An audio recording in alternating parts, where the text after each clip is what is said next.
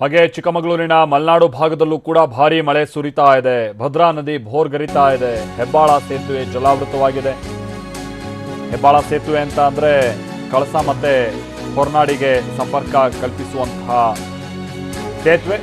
ಬಹಳ ಸಂದರ್ಭದಲ್ಲಿ ಇದು ಬಹಳ ಬೇಗನೆ ಮುಳುಗಡೆ ಆಗ್ಬಿಡುತ್ತೆ. ಈ ಬಾರಿನೂ ಕೂಡ ಮತ್ತೆ ಮುಳುಗಡೆ ಆಗ್ತಾ ಇದೆ. ಹೀಗಾಗಿ ಹೊರನಾಡು ಸಂಪರ್ಕ ಬಹುತೇಕ ಕಡಿತ ಆಗಿದೆ. 5 ಅಡಿಗಳಷ್ಟು ಎತ್ತರಕ್ಕೆ ಹರಿತಾ ಇದೆಯಂತೆ ನದಿ ನೀರು. ಅಂದ್ರೆ ಸೇತುವೆ ಮೇಲೇನೆ ಹತ್ತತ್ರ 5 ಅಡಿ ಅಂತೆ. ಸೊ ಸಂಚಾರ ಬಂದಾಗಿ ವಾಹನ ಸವಾರರು ಪರದಾಡ್ತಾ ಇದ್ದಾರೆ. ನೋಡ್ತಾ ಇದೀವಲ್ಲ, ಇಲ್ಲಿ ಸೇತುವೆಯಿಂದ ಬಹಳಷ್ಟು ಮೇಲೆ ನೀರು ಹರಿತಾ ಇರುವಂಥದ್ದನ್ನು ನಾವು ನೋಡ್ತಾ ಇದ್ವಿ. ಹಾಗೆ ಮಧ್ಯಭಾಗಕ್ಕೆಲ್ಲ ಹೋದರೆ ಸುಮಾರು 3-4 ಅಡಿ ಮೇಲಿದೆ ಅಲ್ಲಿ ನೀರು. ಹೀಗಾಗಿ ವಾಹನಗಳೆಲ್ಲ ಚಾನ್ಸೇ ಇಲ್ಲ ಇಂಥ ನೀರಲ್ಲಿ ಹೋಗೋದಕ್ಕೆ. ಭದ್ರಾ ನದಿ ಅಷ್ಟು ರಭಸವಾಗಿ ಹರಿತಾ ಇದೆ ಅಲ್ಲಿ.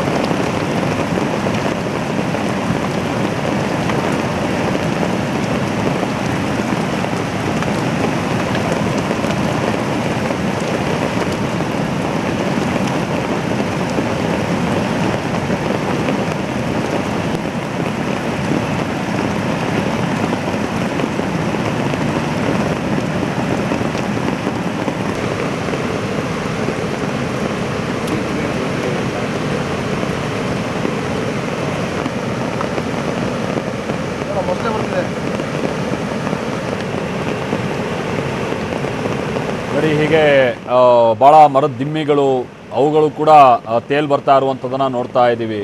ಅಂದರೆ ನೀರು ಎಷ್ಟು ರಭಸವಾಗಿದೆ ಅನ್ನುವಂಥದ್ದು ನಮಗಿಲ್ಲೇ ಗೊತ್ತಾಗುತ್ತೆ. ನಾವು ಪ್ರತಿನಿಧಿ ಪ್ರಶಾಂತ್ ಸ್ಥಳದಿಂದ ನಮಗೊಂದು ವರದಿ ಕೊಟ್ಟಿದ್ದಾರೆ, ಬನ್ನಿ ನೋಡ್ಕೊಂಬೋಣ.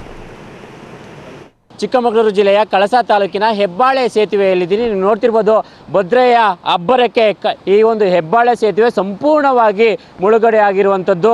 ನೀವು ನೋಡ್ತಿರ್ಬೋದು, ಈ ಸೇತುವೆಯ ಮೇಲೆ ಏನಿದೆ ಸುಮಾರು ಒಂದು 5 ಅಡಿಯಷ್ಟು ನೀರು ಎತ್ತರದಲ್ಲಿ ಹರಿಯುತ್ತಿರುವಂಥದ್ದು. ಹಾಗಾಗಿ ಈಗ ಒಂದು ಕಡೆಗೆ ಕಳಸದಿಂದ ಹೊರನಾಡಿಗೆ ಸಂಪರ್ಕವನ್ನು ಕಲ್ಪಿಸುವಂಥ ಈ ಒಂದು ಸೇತುವೆ ಏನಿದೆ ಈಗ ಸಂಪೂರ್ಣವಾಗಿ ಸಂಚಾರಕ್ಕೆ ಅಡ್ಡಿಯಾಗಿರುವಂಥದ್ದು. ಹಾಗಾಗಿ ಸಂಚಾರ ಕೂಡ ಕಡಿತ ಆಗಿರುವಂಥದ್ದು.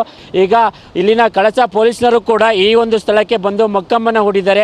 ಇಲ್ಲಿ ಯಾವುದೇ ರೀತಿಯ ವಾಹನಗಳು ಬರದಂತೆ ಬ್ಯಾರಿಕೇಡ್ಗಳನ್ನು ಹಾಕಿ ಇಲ್ಲೇ ಪಹರೆಯನ್ನು ಕೂಡ ಕಾಯ್ತಿರುವಂಥದ್ದು. ನಿಜಕ್ಕೂ ಕೂಡ ಈ ಒಂದು ಸೇತುವೆಯ ಒಂದು ತೊಂದರೆಯಿಂದಾಗಿ ಅಂದರೆ ಓಡಾಡಲಿಕ್ಕೆ ಸಾಧ್ಯವಾಗದ ರೀತಿಯಲ್ಲಿ ಇರೋದ್ರಿಂದ ಈಗ ಇಲ್ಲಿ ಈ ಭಾಗದ ಸುಮಾರು ಹೊರನಾಡಿಗೆ, ಮುಖ್ಯವಾಗಿ ಹೊರನಾಡಿನ ಅನ್ನಪೂರ್ಣೇಶ್ವರಿ ಕ್ಷೇತ್ರಕ್ಕೆ ರಾಜ್ಯದ ಬೇರೆ ಬೇರೆ ಕಡೆಯಿಂದಲೂ ಕೂಡ ಸಾವಿರಾರು ಸಂಖ್ಯೆಯಲ್ಲಿ ಪ್ರತಿದಿನ ಪ್ರಯಾಣಿಕರು ಭಕ್ತರು ಬರ್ತಾರೆ. ಅದೇ ರೀತಿ ಹೊರನಾಡಿನ ಅಕ್ಕಪಕ್ಕದಲ್ಲಿರುವಂಥ 10 ಹಳ್ಳಿಗಳಿಗೂ ಕೂಡ ಈಗ ಈ ಒಂದು ಈ ಸೇತುವೆಯನ್ನೇ ಅವರು ಅವಲಂಬಿಸಿರೋದ್ರಿಂದ, ಈ ಸೇತುವೆ ಮುಳುಗಡೆ ಆಗಿರೋದ್ರಿಂದ ಈಗ ಅವರು ಕೂಡ ಒಂದು ರೀತಿಯಾಗಿ ಈಗ ಸಂಚಾರಕ್ಕೆ ಅಡ್ಡಿಯಾಗಿರೋದ್ರಿಂದ ತೊಂದರೆಯನ್ನು ಅನುಭವಿಸ್ತಿರುವಂಥದ್ದು. ನೀವು ನೋಡ್ತಿರ್ಬೋದು, ಈ ಒಂದು ಭದ್ರಾ ನದಿಯ ಅಬ್ಬರದಿಂದಾಗಿ ನದಿ ಪಾತ್ರದಲ್ಲಿ ಬರುವ ಮನೆಗಳಿರ್ಬೋದು, ತೋಟಗಳು ಇರ್ಬೋದು, ಈಗ ಕೆಲವೊಂದು ಮುಳುಗಡೆ ಆಗಿರುವಂಥದ್ದು. ಈಗ ನಾನಿರುವ ಪ್ರದೇಶದಲ್ಲೂ ಕೂಡ ನೀವು ಕೆಲವೊಂದು ಮನೆಗಳನ್ನು ನೋಡ್ತಿರ್ಬೋದು. ಈ ಪಾತ್ರದಲ್ಲಿ ಅಂದರೆ ನದಿ ಪಾತ್ರದಲ್ಲಿ ಬರುವಂಥ ತೋಟಗಳಿರ್ಬೋದು, ಹಾಗೆ ಮನೆಗಳಿರ್ಬೋದು, ಅವರು ಕೂಡ ಈಗ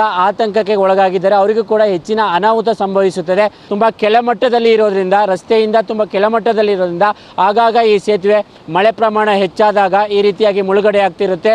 ಕ್ಯಾಮ್ರಾಮ್ಯಾನ್ ಹರೀಶ್ ಜೊತೆ ಪ್ರಶಾಂತ್, TV9 ಚಿಕ್ಕಮಗಳೂರು.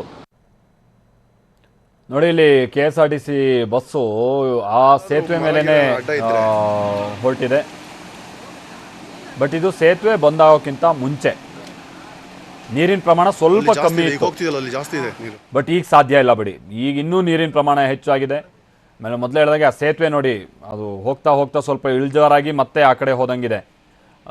ಅಂದರೆ ನೋಡೋಕೆ ಹಾಗೆ ಭಾಸವಾಗುತ್ತೆ. ಅದಕ್ಕೆ ತಕ್ಕ ಹಾಗೆ ಆ ಮಧ್ಯದ ಭಾಗದಲ್ಲಿ ನೀರಿನ ಪ್ರಮಾಣ ಕೂಡ ಹೆಚ್ಚಾಗಿರುತ್ತೆ. ಏನೋ KSRTC ಬಸ್ ಹೋಗಿದೆ, ಬಟ್ ಹಾಗಂತ ಬೇರೆಯವರು ಉತ್ಸಾಹ ಮಾಡೋಕ್ಕೆ ಅಲ್ಲಿ ಅವಕಾಶನೇ ಇಲ್ಲ.